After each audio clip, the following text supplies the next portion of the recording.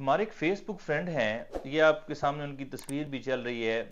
आप इनकी एज देखें, ये इस यंग एज में इनको डायग्नोज हुआ है। आई थिंक सो स्टेज 3 या 4 का कैंसर डायग्नोज हुआ है। दोस्त हैरान थे, काफ़ी सारे दोस्तों ने मेरे साथ रब्ता किया कि यार इस एज में कैंसर क्यों हो रहा है। इस एज में आजकल हम बहुत ज़्यादा खबरें सुन रहे हैं कि जी लोगों के घरों में, हमारे इर्द गिर्द, आपने भी नोट किया होगा कि बहुत सारे ऐसे पेशेंट्स कैंसर डायग्नोज हो जाता है। लेडीज़ हैं, मेल्स हैं, बच्चे हैं, यंग हैं, टीन एज है, और बड़े हंसते बसते हेल्दी नौजवान हमारे इर्द गिर्द रहने वाले हमारे रिलेटिव्स, दोस्त, ये लोग बहुत जल्दी हमें छोड़ के चले जाते हैं। तो मैंने सोचा कि ये एक कीमती मैसेज था, मैं आप सब तक पहुंचा देता हूं कि कैंसर बहुत सारी वजूहात के साथ साथ बहुत कुछ खुराकें भी इसमें इन्वॉल्व हैं जो हम इस्तेमाल कर रहे हैं, और उसके साथ साथ एक बहुत बड़ी रीजन ये जो हम अपनी आसानी के लिए, हमारे आजकल कौन सा ऐसा किचन है जिसमें नॉन स्टिक बर्तन नहीं इस्तेमाल होते, और बाजार में सस्ते लेने के लिए हम थर्ड क्लास बर्तन भी खरीद के ले आते हैं। ये सबसे बड़ा सबब है कैंसर का। ये कैसे सबब है? इसके ऊपर एक कोटिंग होती है जो ब्लैक कलर की, आप अपने घर में देखें, जो ब्लैक कलर की कोटिंग है जिसके ऊपर ऑयल जमता नहीं है, जिसके ऊपर कोई चीज जमती नहीं है, टेफ्लॉन की कोटिंग होती है। और इस कोटिंग के अंदर एक चीज होती है, स्टडीज कहती हैं, रिसर्चर्स ने ये साबित किया है कि इस नॉन स्टिक बर्तन के अंदर जो कोटिंग है, ये जिसे टेफ्लॉन कोटिंग कहते हैं। अच्छा, ये जो ब्लैक कलर की कोटिंग है, इसे PFOA भी कहते हैं, पर फ्लोरो ऑक्टानाइडल एसिड। ये रिसर्चेस साबित करती हैं कि ये एक ऐसा केमिकल होता है जो कैंसर कॉज कर सकता है। ये कैसे कैंसर प्रोड्यूसिंग होता है? जब इसे बहुत ज्यादा हाई ग्रेड फीवर पे पकाया जाता है, तपाया जाता है। कुछ रिसर्चेस कहती हैं कि ये 260 दर्जे सेंटीग्रेड पे ये मेल्ट होना शुरू हो जाता है, और कुछ रिसर्चेस कहती हैं, कुछ लोग कहते हैं, कुछ तहकीकें जो नई स्टडीज आई हैं वो कहती हैं नहीं, ये 330 के करीब, यानी 330 दर्जे के करीब, 327-28 पे आई थिंक सो, कि ये मेल्ट होना शुरू होता है, ये गर्म होके ये इसके जो कंपोनेंट्स हैं ये हमारी खुराक में ऐड होना शुरू हो जाते हैं। तो उस वक्त ये कैंसर कॉज कर सकता है। फिर दूसरी चीज, इसको गैर मियारी कोटिंग, स्पेसिफिक एक लेयर होती है, उस अमाउंट में इसकी लेयर होनी चाहिए, मुझे उसकी एग्जैक्ट रीडिंग नहीं याद, लेकिन हमारे यहाँ सस्ते के चक्कर में बड़ी थर्ड क्लास लेयर की जाती है। उसका नुकसान ये होता है जब वो गर्म होती है तो वो अपनी कोटिंग छोड़ना शुरू कर देती है। फिर एक बहुत बहुत अजीब चीज, घरों में जो मेड्स वगैरह होती हैं, जो नौकर होते हैं, या वो जो स्कॉच ब्राइट के जो आपके स्पंज होते हैं, जो हार्ड स्पंज होते हैं, वो यूज करते हैं, उससे भी खड़ना शुरू हो जाते हैं। फिर एक गलती होती है, इसका चम्मच नहीं इस्तेमाल किया जाता। आम चम्मच जब कोई चीज गर्म करते हैं या खाते हुए या निकालते हुए, आम चम्मच जब इसमें यूज किए जाते हैं तो उससे भी इसकी कोटिंग उखड़ना शुरू हो जाती है, और वो आपके खुराक का हिस्सा बन जाती है। और वो आपके खुराक का हिस्सा बनने के बाद जो कंपोनेंट है, जो कैंसर प्रोड्यूसिंग चीज है, जो कैंसर कॉज कर सकता है, तो वो कैंसर कॉज होना शुरू हो जाता है।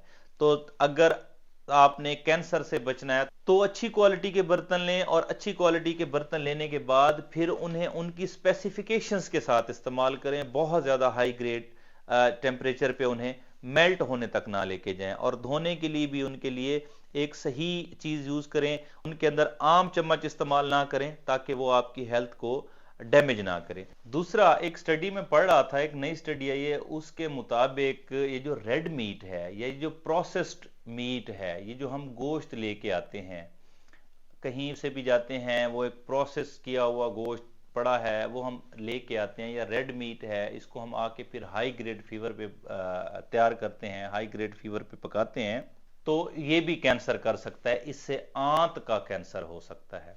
WHO यानी वर्ल्ड हेल्थ ऑर्गेनाइजेशन के मुताबिक इनमें कुछ प्रिजर्वेटिव्स होते हैं जो बॉडी में जाकर कार्सिनोजेनिक कंपाउंड में बदल जाते हैं। ये जो प्रोसेस्ड मीट है या जो रेड मीट है, जो बहुत लंबे अरसे तक सेव करके फ्रिजों में रखा होता है, इससे आंतों का कैंसर होने का चांस है। जब हम इसको हाई ग्रेड टेम्परेचर पे बनाते हैं, पकाते हैं, तो इसके अंदर कुछ प्रिजर्वेटिव्स ऐसे होते हैं जो जिस्म में जाकर कार्सिनोजेनिक कंपाउंड्स में बदल जाते हैं, जिससे हमें आंतों का कैंसर हो सकता है। तो ये जो बड़ा गोश्त है, रेड मीट, प्रोसेस मीट, इससे हमें किसी हद तक बचना है। कभी कभी तो खाया जा सकता है, लेकिन ये भी देखा गया है कि जिन घरों में जो लोग बहुत ज़्यादा इस्तेमाल करते हैं, या जिन घरों में बहुत ज़्यादा इस्तेमाल किया जाता है, वहाँ कैंसर की रेशो बढ़ जाती है। क्योंकि जब रेड मीट को हाई ग्रेड पे बनाया जाएगा, जैसे प्रेशर कुकर में डाला जाता है या हमारे घरों में बहुत ज्यादा पकाया जाता है ताकि वो फुल गल जाए, तो ये करता क्या है, ये जाके हमारे सेल के डीएनए को डैमेज कर देता है। जब सेल का डीएनए डैमेज होता है, सेल डैमेज होते हैं, तो अल्टीमेटली वो कैंसर में कन्वर्ट हो जाते हैं।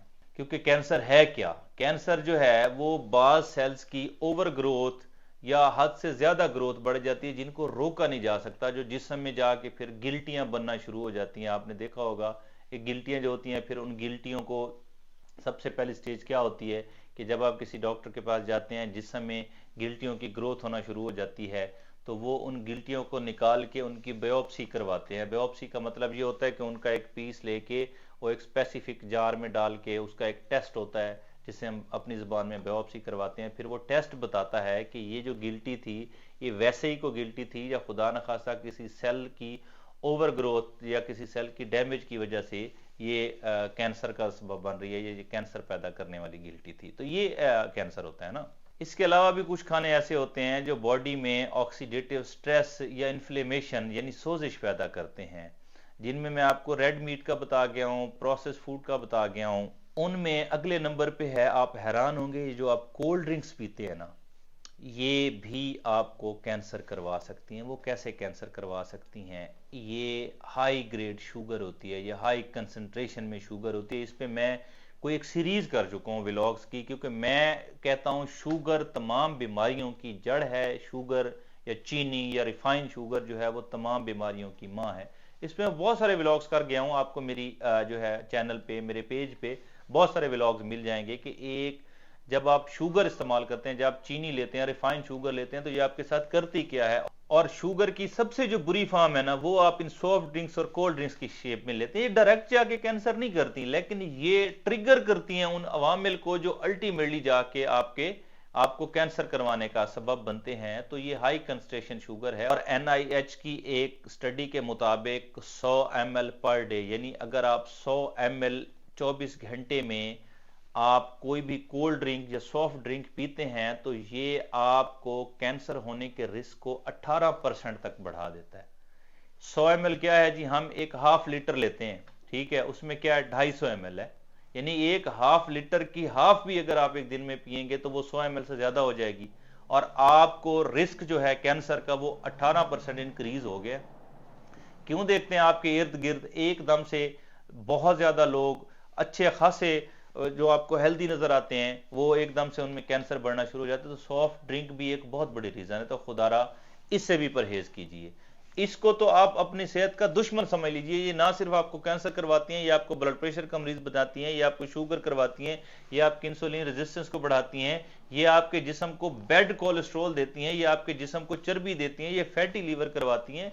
ये तो बहुत ही ज्यादा नुकसानदेह है ना। इस पे मैं अलहदा पूरा एक व्लॉग करूंगा कि कोल्ड ड्रिंक्स के क्या क्या नुकसान आते हैं। अभी क्योंकि मैं कैंसर पे ही बात कर रहा हूं, तो मैं आपको बता दूं कि कैंसर होने के रिस्क को समझें, 100 ml पर डे अगर आप पीते हैं तो 18% बढ़ा देती है, और आप इसकी मिकदार को बढ़ाते जाएं तो फिर कैंसर के चांसेस भी उतने बढ़ते चले जाते हैं। तो आज से आप तहिया कर लें इन कोल्ड ड्रिंक्स से जो है, तो आपने ये मीठा जहर जो है, ये जो मीठा सिरप पी रहे हैं, आज से आपने नियत कर लेने की इसे आपने अवॉइड करना है।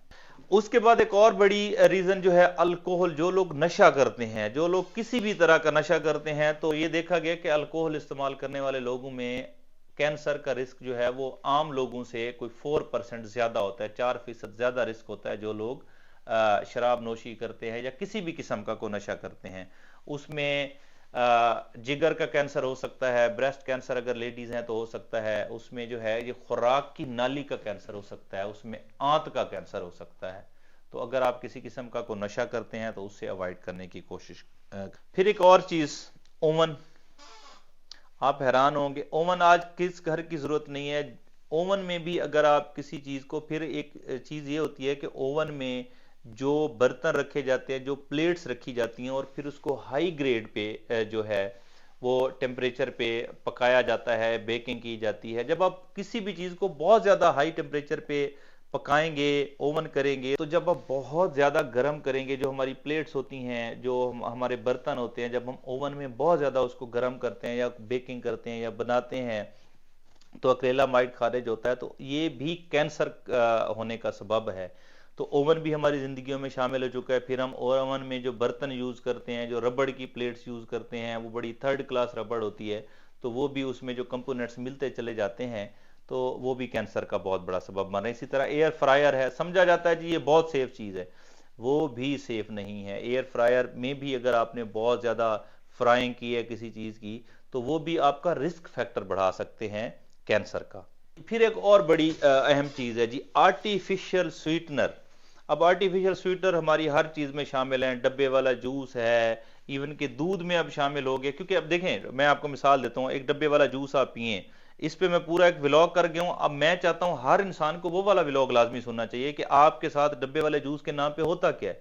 अब उसमें जब आर्टिफिशियल कलर और आर्टिफिशियल स्वीटनर डालते हैं, तो एक स्टडी के मुताबिक जो है ये आर्टिफिशियल स्वीटनर जो है या ये कलर्स जो हैं, ये थर्ड क्लास कलर्स हैं, ये बहुत बड़ा सबब बन रहे हैं कैंसर का।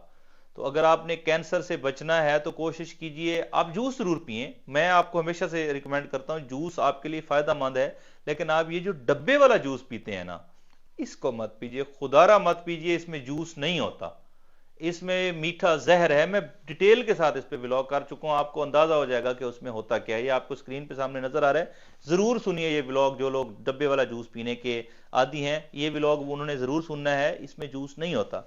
तो डब्बे वाले जूस से आपने परहेज करना है। तो ये कुछ ऐसी चीजें हैं ये जो हमारी रोजमर्रा की रूटीन में शामिल है। बहुत सारी चीजें मैं बता देता, व्लॉग बहुत लंबा हो जाएगा। नॉन स्टिक बर्तन की आपने केयर करनी है, अगर इस्तेमाल करना है तो बहुत अच्छे वाला करना है, बहुत हाई ग्रेड फीवर पे खाना नहीं बनाना, ओवन में बहुत हाई ग्रेड फीवर पे चीजों को गर्म नहीं करना, चाय वाय जैसे गर्म कर लेते हैं, प्लेटों में रखा हुआ सालन गर्म कर लेते हैं।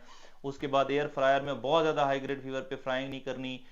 उसके बाद आपने रेड मीट कभी कभी खा सकते हैं, चिकन खाएं, फिश खाएं, ये कंपैरेटिवली बहुत सेफ हैं, लेकिन आपने रेड मीट बहुत ज्यादा इस्तेमाल नहीं करना, लंबे अरसे तक इस्तेमाल नहीं करना, क्योंकि उसमें जो प्रिजर्वेटिव्स होते हैं, मैं आपको ऑलरेडी बता गया हूँ, प्रोसेस्ड फूड जो हैं आपके, इनको इस्तेमाल नहीं करना। फिर एक और गलती, इस पे मैं अलग व्लॉग कर लूंगा, ये जो कुछ लोग चाय बना के थैलियों में शॉपर में डाल के ले आते हैं, इसका ख्याल करना है। ये जो रबड़ के थैलों में आप गर्म रोटियां लेके आते हैं, इसका ध्यान करना है। तो खुदारा आपकी सेहत बहुत कीमती है, और मीठा तो आपने बिल्कुल ही नहीं लेना।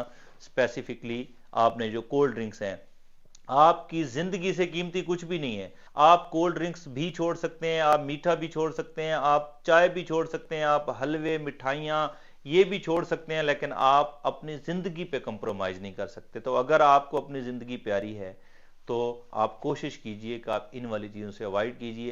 नहीं तो जैसे आप सुनते हैं, आपके इर्द गिर्द नौजवान लोग, सेहतमंद लोग कैंसर में मुब्तला हो रहे हैं। अल्लाह ना करे एक दिन, खुदा न खास्ता, आप एक मिनट के लिए इमेजिन करें अगर हमें अपने बारे में पता चले तो हमारी क्या हालत होगी। अल्लाह ताला हम सबको, हमारे प्यारों को इस बड़ी मुसीबत से महफूज रखे, क्योंकि कैंसर का नाम ही इतना हैवी है। तो अल्लाह ताला हमें महफूज रखे, और हमें अपनी डाइटरी हैबिट्स भी और अपनी ज़िंदगी की आदतें भी बेहतर करने की तौफीक अता फरमाए। Thank you very much.